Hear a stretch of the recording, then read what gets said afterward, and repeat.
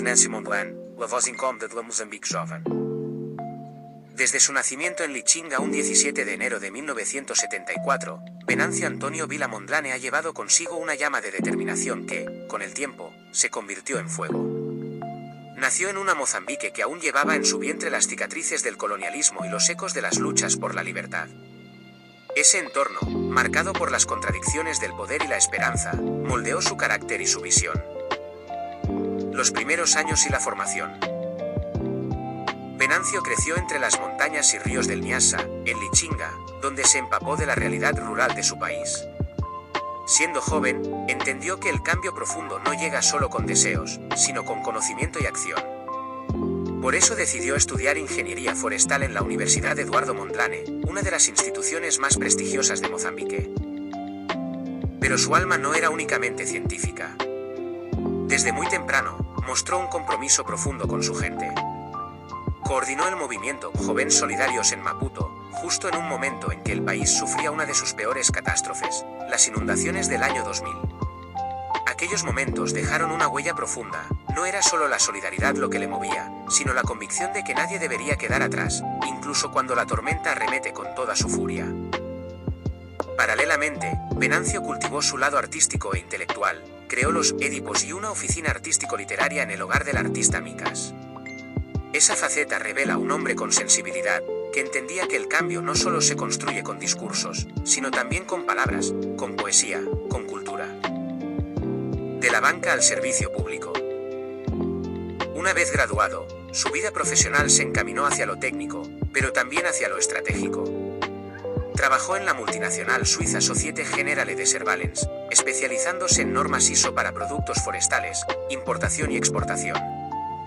Luego dio el salto al sector bancario. En el grupo Millennium BIM fue técnico senior, encargado de análisis económico-financiero, crédito corporativo, leasing y otros instrumentos de inversión.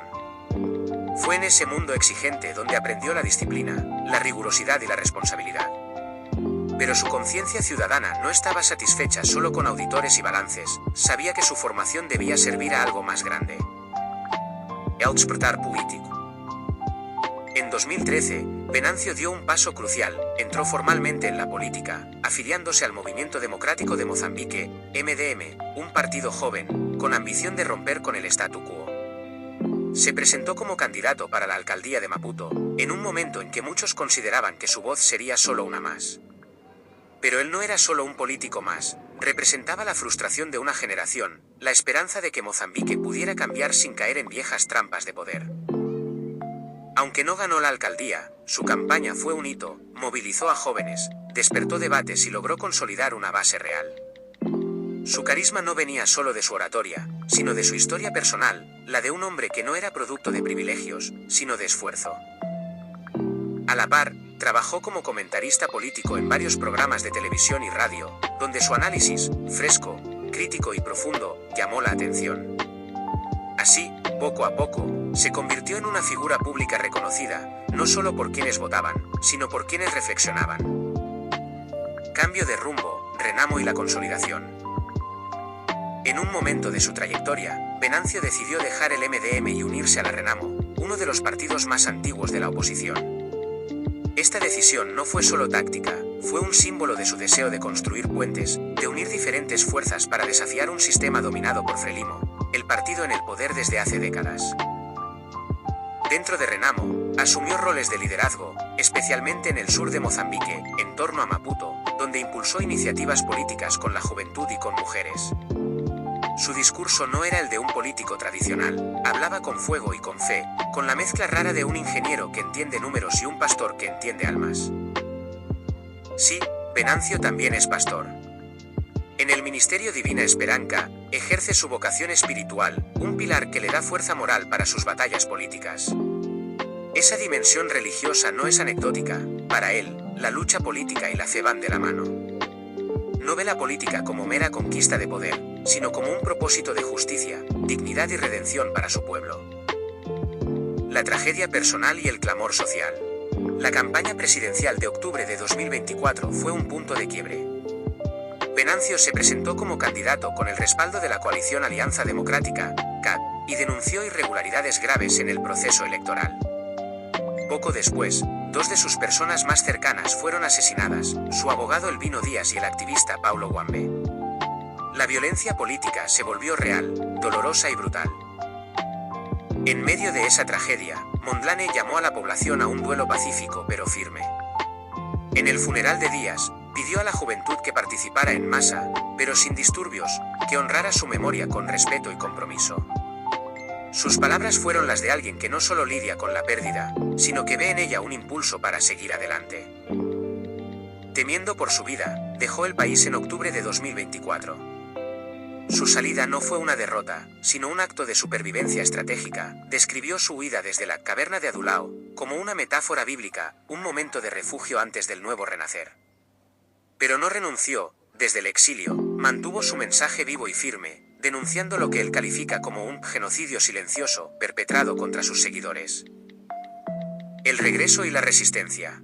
El 9 de enero de 2025, Mondlane regresó a Maputo tras más de 2 meses fuera.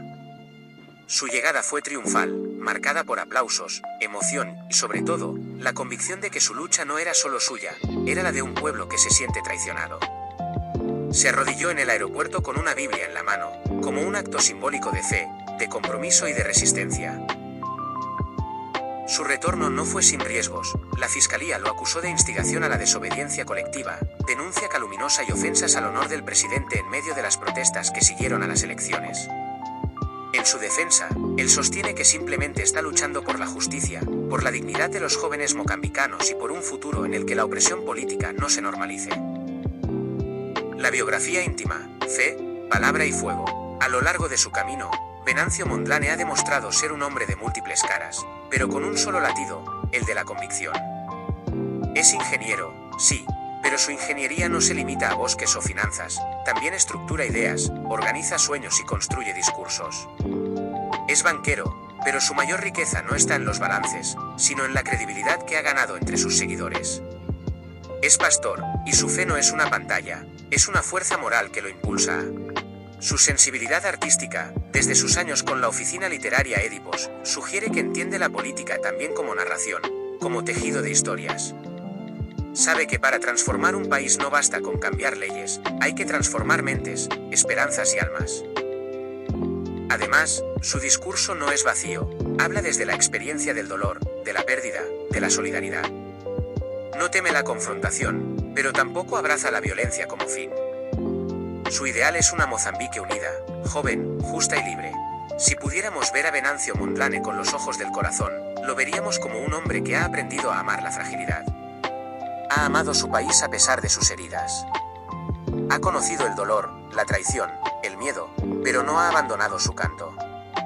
Su vida es un testimonio de que la política no es solo estrategia, puede ser entrega, sacrificio y fe. En él late la urgencia de una Mozambique que se niega a ser prisionera de su pasado. Su historia es un llamado para que cada mocambicano, especialmente los jóvenes, reconozca su poder, su voz y su responsabilidad. No es un héroe perfecto, pero su imperfección lo hace humano, auténtico y profundo. Venancio Mondlane no solo quiere liderar, quiere despertar. Despertar a un país dormido entre la resignación y la nostalgia. Despertar a una nación que busca reconciliarse con sus sueños, sus heridas y su futuro. Y para eso está dispuesto a caminar hasta el final, incluso cuando el camino es doloroso y peligroso, porque sabe que el cambio verdadero comienza por creer, con todo el corazón, que otro Mozambique es posible.